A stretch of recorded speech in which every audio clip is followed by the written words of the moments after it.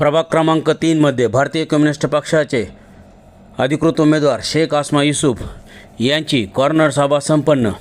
या सभेत भारतीय कम्युनिस्ट पक्षाचे कॉम्रेड ॲडव्होकेट सुभाषराव लांडे, राज्य सचिव कॉम्रेड अशफाक सलामी, माजी नगरसेवक औरंगाबाद कॉम्रेड संदीप भाऊसाहेब इथापे, तालुका सचिव कॉम्रेड रामभाऊ लांडे, तालुका सचिव अखिल भारतीय किसान सभा सौ बीबीताई लांडे इत्यादी मान्यवर उपस्थित होते।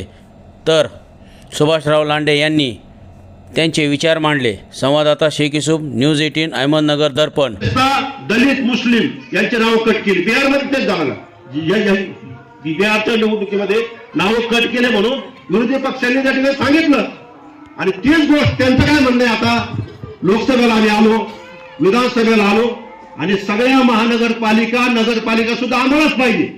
भाजपचं राजकारण काय, आता सगळ्या संस्था पाहिजे आणि हे न केल्या प्रकारे पाहिजे। वोट चोरी करू, एवढं झालं तर पैसे वाटू। बिहारच्या निवडणुकीत एका मतदाराला बहिणीला, आपल्याकडे जशी लाडकी बहीण 1500 रुपये, बिहारमध्ये 10,000 रुपये दिले।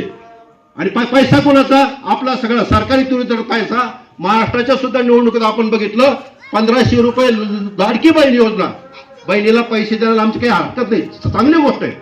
पण तुम्ही निवडणूक आल्यावर देता, पण तिचा मुख्य जो प्रश्न आहे आमच्या बहिणीचा, तिचं शिक्षण, तिचा रोजगार, तिचे जे तरुण मुलं आहेत त्यांचा रोजगार द्या, त्यांना